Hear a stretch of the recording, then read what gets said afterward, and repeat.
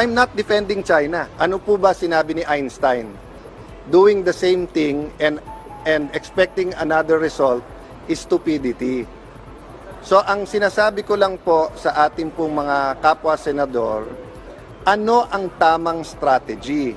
Kasi nung panahon ni President Aquino, yun ang naging strategy, lalo tayong nawalan ng territory, lalo pong naging aggressive po ang bansang China, lalo pong tinamaan ng ating ekonomiya. Payo naman ni Senator Imee Marcos, maging maingat sa usapin ng West Philippine Sea. Oras kasi na iakyat ito sa UN. Sabi niya, furthermore, I also worry that we may not generate the votes necessary. Ang laking kahiyan, pag natalo pa tayo sa General Assembly, sigurado ba tayo mananalo tayo dyan? Mas nakakahiya naman yun. Pikon na ako, mainit na ulo ko, lahat tayo high blood na sa mga pangyayari sa ating mga isda, sa ating Coast Guard, sa mga barko na Pilipino. Pero, magtimpi muna tayo ng galit at mag-isip, pakiusapan ng maigi at hanapan ng solusyon. Hindi tayo papayag na tapakan tayo ng kahit anong bansa at harap-harapan nilang sakupin kung ano ang atin. Lalaban tayo sa panghihimasok ng gobyerno ng China. Enough is enough. Tama na. Sobra na.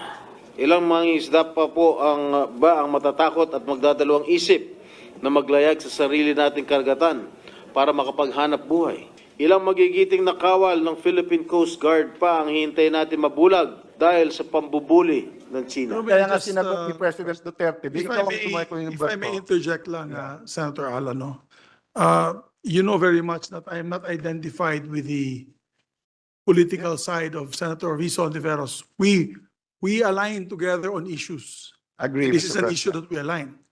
On this particular case, I do not have, as a matter of fact, in my speech, I never mentioned about the United States. Yes. There's nothing here on my push for this resolution has nothing to do with I'll my clarify that, friendship Mr. with the President. United States. Yes. I just want to put that on record. And I think the frustration that we feel is the frustration that is felt by the Filipino people. I asked the Pulse Asia for rider questions. 8 out of 10 want us to strengthen militarily against the Chinese push in on the Philippines. Almost 9 out of 10 want the Chinese out of our territory. 9 out of 10, ha? That's 90%.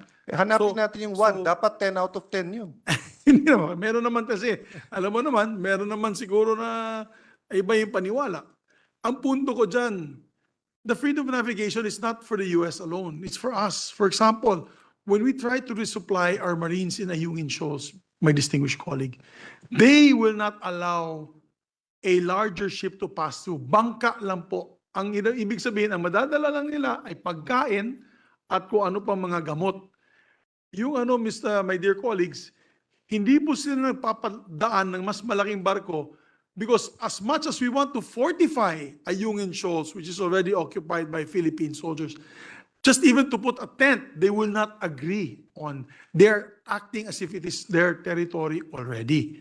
As a matter of fact, that was the last skirmish we had when our supply boats were trying to send supplies to our Marines in Ayungin Shoals. And if you look at the map, Ayungin Shoals is between Pag-asa Island, which is a municipality of Palawan, and Palawan. It is closer to the Philippines. Yan ang punto ko. It's just so blatant na, alam mo, pag medyo malayo-layo pa, okay lang. It's just practice, medyo malayo din po yan. Ang aking speech kanina was just basically on Mischief Reef, Ayungin Shoal area, and Reed Bank. Before you know it, kanila na po yung El Nido.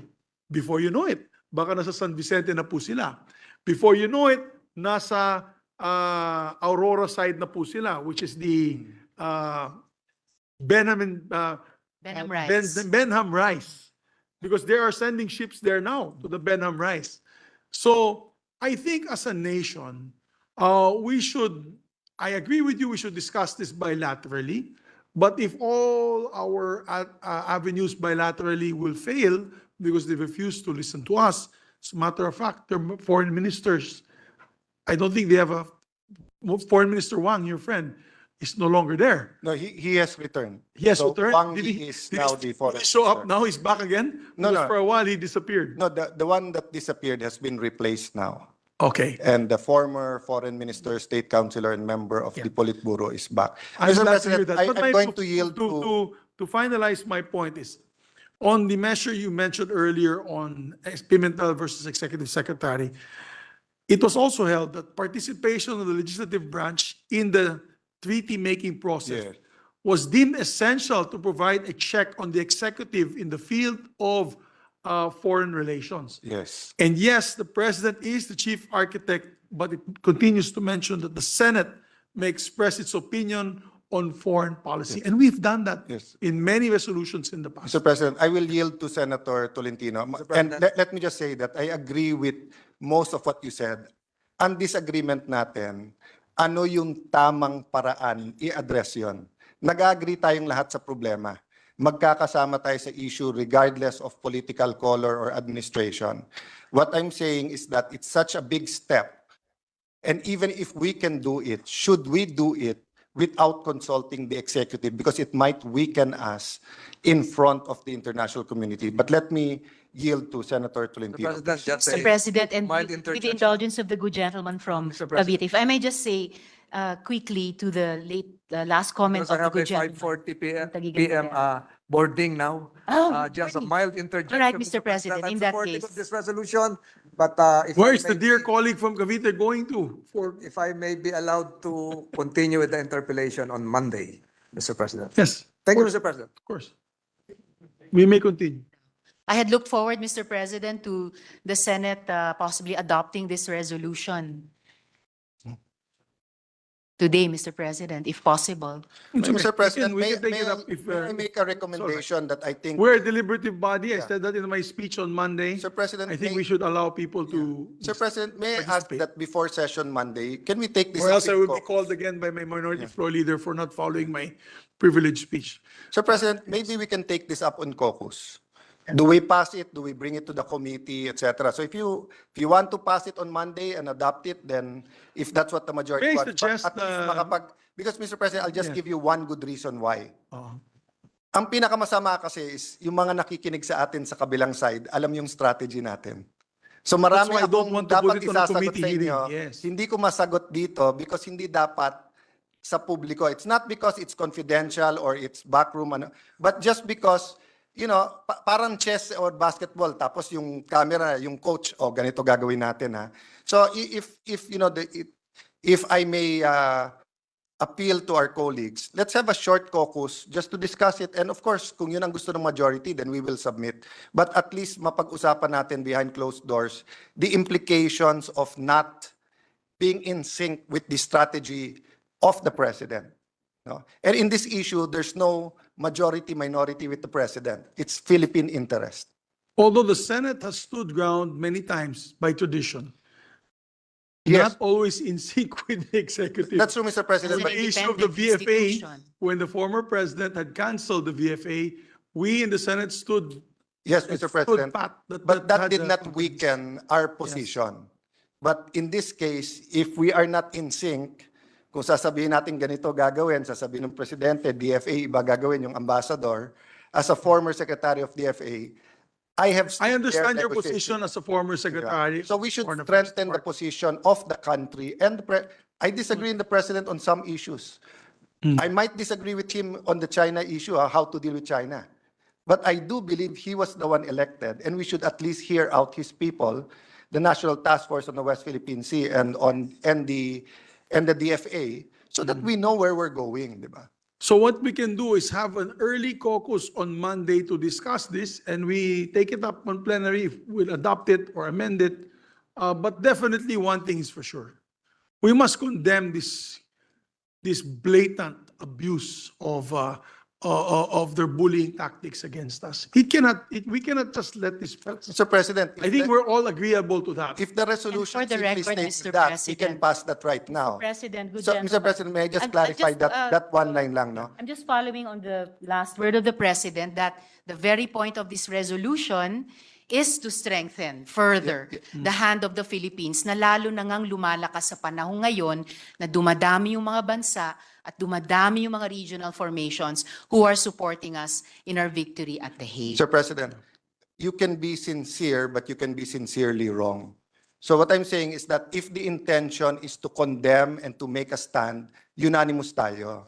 Pero pag nagsabi ka na ng strategy, dalhin natin sa UN, kailangan pag-usapan yan kasi may historical background at may mga ahensya at mga in charge na nandun. Question, my dear colleague. Question, what harm will it take? It could For us- unravel all of the negotiations of a president because if the president agreed, I But do the not know president if, does not have to agree, Your Honor. No, Kasi sir. the president will say, we will study it. well, then China, when we're talking, will say that the Senate wants something else. And so, meaning, Mr. President, if we're dealing with your child, and the child comes with you and sabihin, Daddy, sinabi ni Mommy, okay na. And then goes to your mommy. Mommy, sabi ni Daddy, okay na. So, Mr. of course, President, would you appearing- agree? I'm sorry, it's No, no. not as simple as that. No, it's Maybe as I'm simple as already that. hungry. You know, but, Mr. President, I stood before these people, no?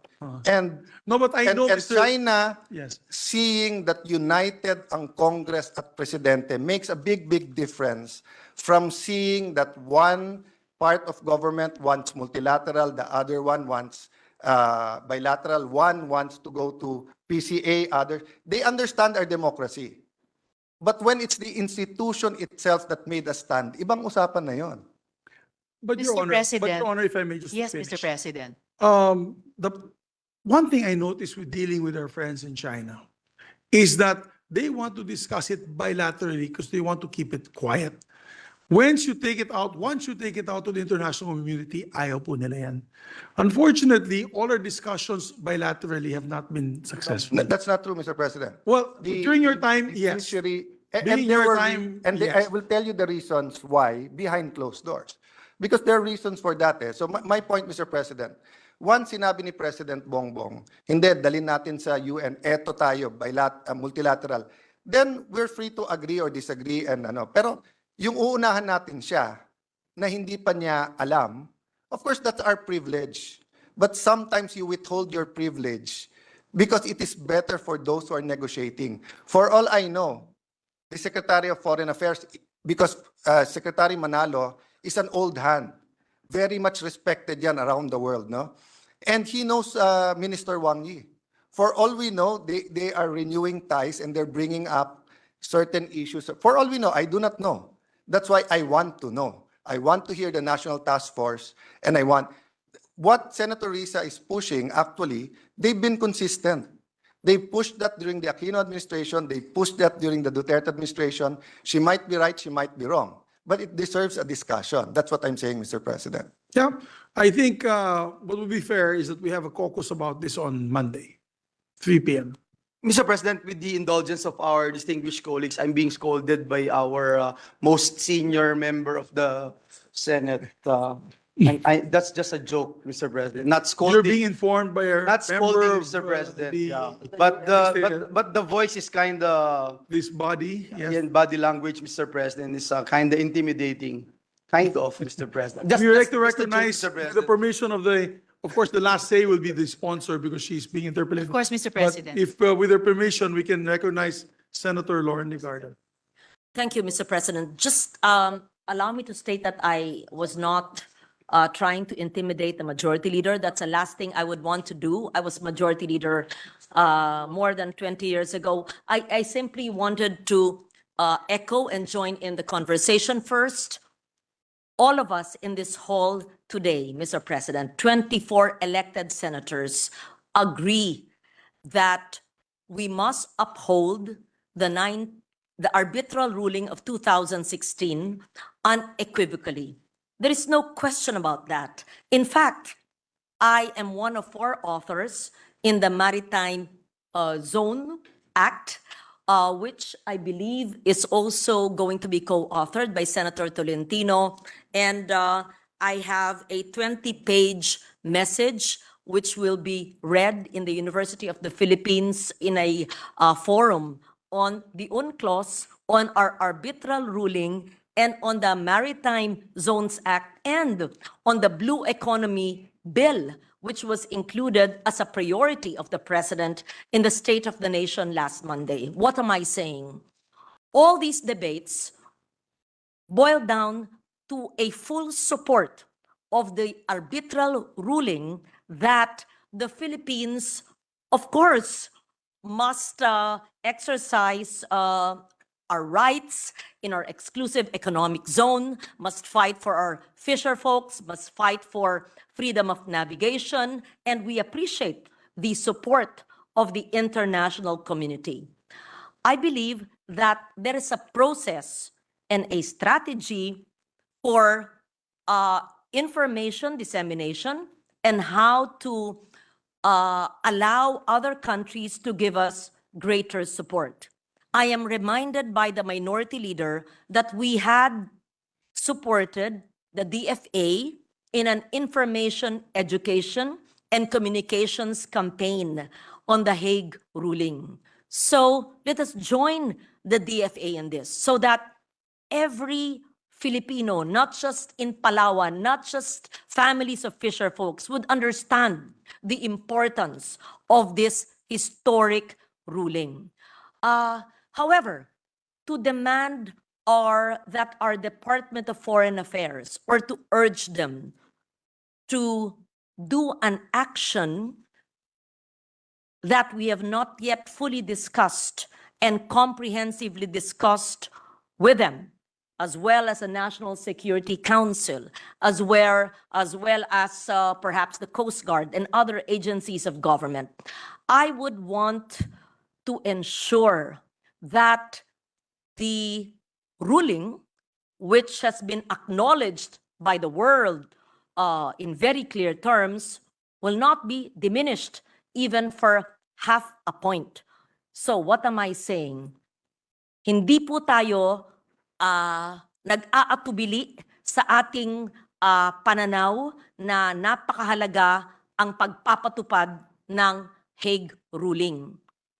Ngunit kailangan po ang stratehiya ay hindi lahat binabasa o sinasabi sa pampubliko dahil, gaya ng sinabi ni Senator Cayetano, naririnig tayo ng kalaban o yung mga taong naghihimasok sa ating karagatan.